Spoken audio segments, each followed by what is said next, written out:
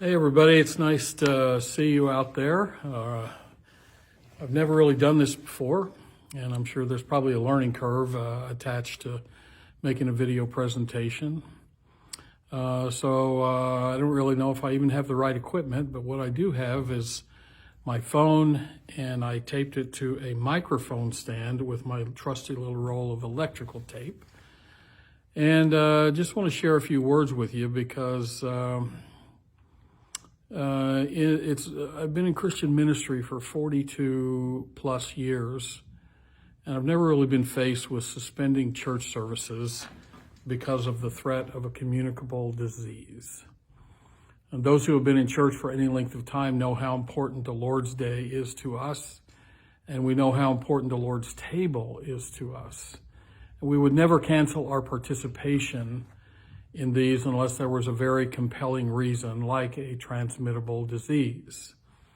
In my heart, I know that there's a very real danger in not meeting as a church for any length of time based on the warning of Hebrews 10:25, which says, we're not supposed to forsake assembling together, as is the habit of some, but encouraging one another, and all the more as you see the day of Christ drawing near. And if it were anything other than a communicable disease that was threatening the population, certainly we would not forsake the table of Christ and the fellowship of the Spirit, even for one Lord's Day. We, of all people in Christendom, understand how important this day is at the beginning of each week, and we know how important communion is to us.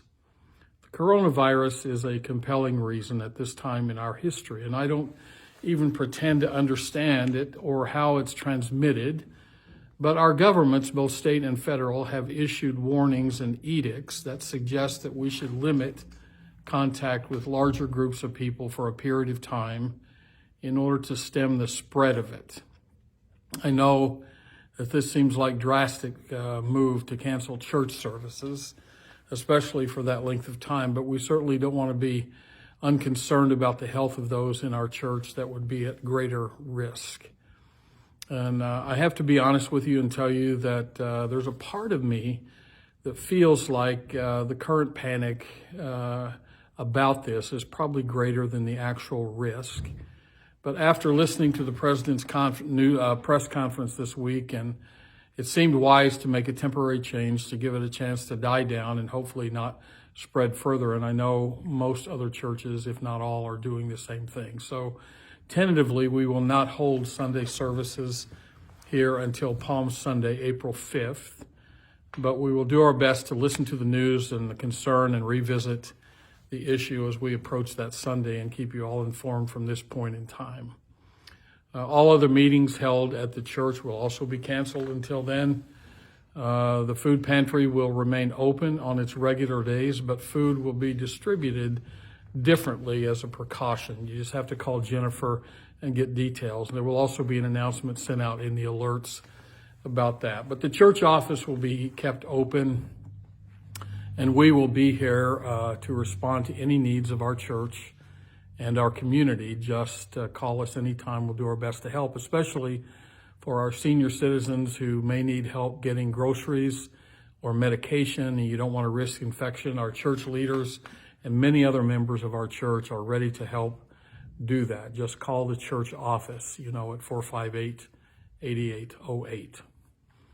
Also, if you have any friends or neighbors who are not part of the church, we stand ready to help them too, if we just know what they need. So give us a call.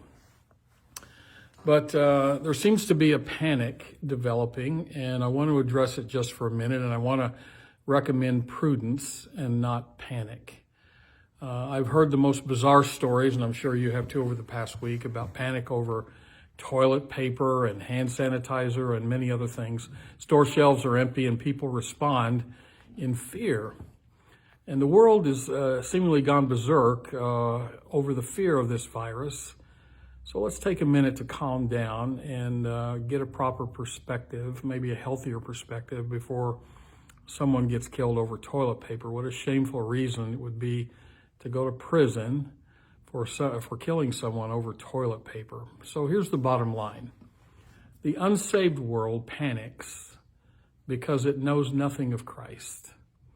But Christians are supposed to be able to resist these kind of fears. If we have an understanding of the teachings of Christ, we have a much clearer understanding of history and how it's going to play out as we approach his coming. And we have the peace of Christ ruling in our hearts, so we're not obliged to follow the world's panic. We know we're in God's hands no matter what happens. You probably remember the song that we learned as children, He's got the whole world in his hands. Well, he's also got the coronavirus in his hands, and we may not understand his sovereign plan in allowing this, but we can at least acknowledge his sovereignty and place our trust completely in him and pray ourselves into his hands.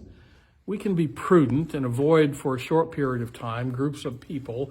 We can be prudent and cancel a few church services, but we have no reason to panic. God is still in control, though the rest of the world can't see that. We as Christians can see it. We can be prudent, but we can never panic. This is where our faith comes to life to manifest the glory of God to the unsaved world. His church will stand ready to respond in all the ways that God has directed us to, no matter what the risk. So let me just take a minute to put a historical perspective on this from the Bible. I remember back during the first Gulf War, there were tons of calls coming into our church from people who were asking, is this really Armageddon? Is this the war to end all wars? Many of them told me some of their coworkers had started carrying Bibles to work and spent time on coffee breaks talking about the prophecies of the end times, and people panicked. And I was asked many times, do I think this is the beginning of the end? And I always responded pretty much the same way. I can't tell you if this is the beginning of the end, but I can tell you this. Whether it is or not, you still have to get your life right with Christ, because someday it will be the end. And then it will be too late. After the tragedy of September 11, 2001, many people once again sought refuge in the church that they had neglected for many years. They were driven back to the cross of Jesus in the midst of the panic and the fear of that mass killing, that day perhaps would be the beginning of the end. What is interesting about world events is how they relate to the person of Jesus Christ. Right before the events of the cross, Jesus spent time foretelling his disciples that those things were going to happen. And he said to them that he was telling them these things so that when they happened, they wouldn't be surprised or caught off guard. And they would know that he knew what he was talking about, and they wouldn't panic, but rather trust in his words that these things had to happen. In fact, they were supposed to happen. Even so, the disciples were not quite prepared for the arrest, the trial, and the crucifixion of Jesus, and they certainly weren't prepared for the resurrection that happened 3 days later, but Jesus had at least told them. And later on, after it was all said and done, they remembered his warnings. But here's the sweet thing about our Lord. He also foretold us about the end of human history and what was going to transpire before it all ended. So just listen to these warnings from Matthew chapter 24. As he was sitting on the Mount of Olives, the disciples came to him privately, saying, "Tell us, when will these things happen, and what will be the sign of your coming and of the end of the age?" And Jesus answered and said to them, "See to it that no one misleads you. For many will come in my name, saying, 'I am the Christ,' and will mislead many. You will be hearing of wars and rumors of wars. See to it that you're not frightened, for those things must take place, but that is not yet the end.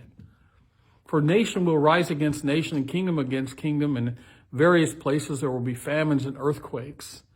But all these things are merely the beginning of birth pangs. Then they will deliver you up to tribulation. They will kill you, and you'll be hated by all nations because of my name. At that time, many will fall away and will betray one another and hate one another. Many false prophets will arise and will mislead many. Because lawlessness is increased, the love of most people will grow cold. But the one who endures to the end, he will be saved. And this gospel of the kingdom shall be preached in the whole world as a testimony to all the nations, and then the end will come. There are several warnings and a couple of instructions that Jesus gives us in times like these. The first warning he gives is about others misleading us. In verse 4, he tells us directly, "See to it that no one misleads you." He warns, "Many will come in my name, saying, 'I'm the Christ.'" And he said they will mislead many. Times like these are ripe for false teachers and false prophets. Twice in this passage, he warns that they will mislead many. They are persuasive, and a lot of people will gravitate to them. They capitalize on the panic, and they prophesy falsely. And he hints that even a lot of people will leave the church, falling away from Christ. Secondly, he warns them not to panic when they listen to the news. He says in verse 6, "You will hear of wars and rumors of wars. See to it that you are not frightened, for those things must take place, but that is not yet the end." There will be fearmongers, those who make a living on producing fear in the population, media outlets that sensationalize everything, producing even more panic among us. He says in verse 7, "For nation will rise against nation, kingdom against kingdom, and in various places there will be famines and earthquakes, but all these things are merely the beginning of the birth pains." It's like the labor pains that lead up to childbirth. It's the Braxton Hicks of world history. Many things happen around us are false labors. They are not yet the end, but they merely warn us that there will be an end. So when we listen to the news as Christians, we're just supposed to be reminded that there is an end. And this may be the end, or it might not be the end, but either way, we're not surprised by anything that happens because we have been warned by our Lord. Thirdly, he warns us not to be surprised by persecution.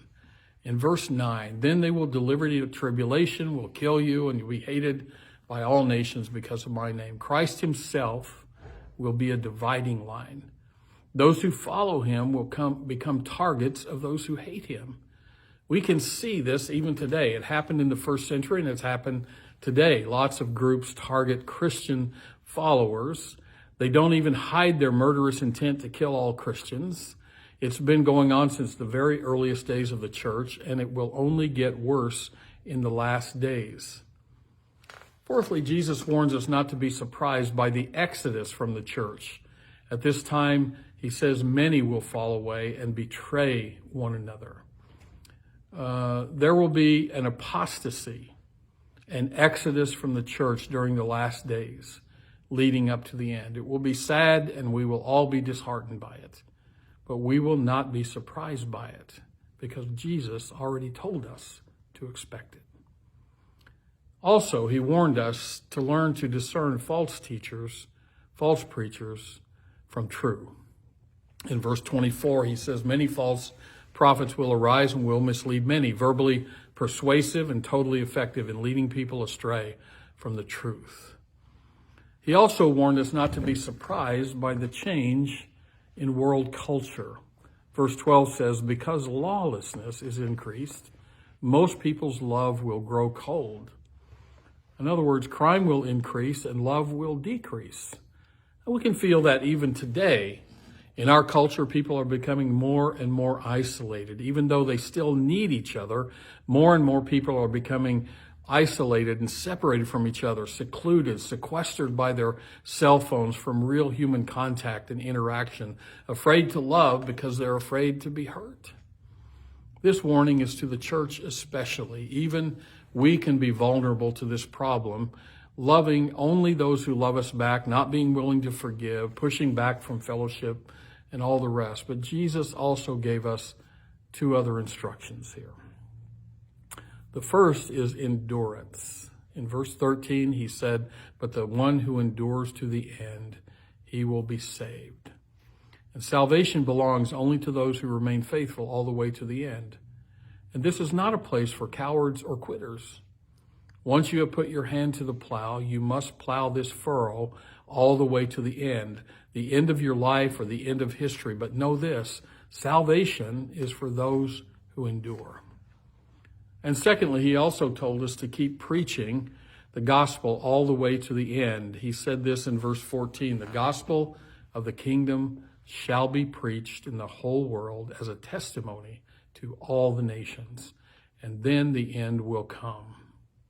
So here's a question. Where does our commitment as a church to the gospel of Jesus Christ, both here in America and to other nations, through missions and mission giving, where does our commitment to that fit into the plan of God that will usher in the end of human history? It is front and center to his plan. And we must never stop sharing our faith and never stop telling the biblical requirements for salvation. We must preach in season and out of season. We must preach the hard truths that no one wants to hear and preach the promises that everyone wants to hear. This is our role as the church in the flow of world history.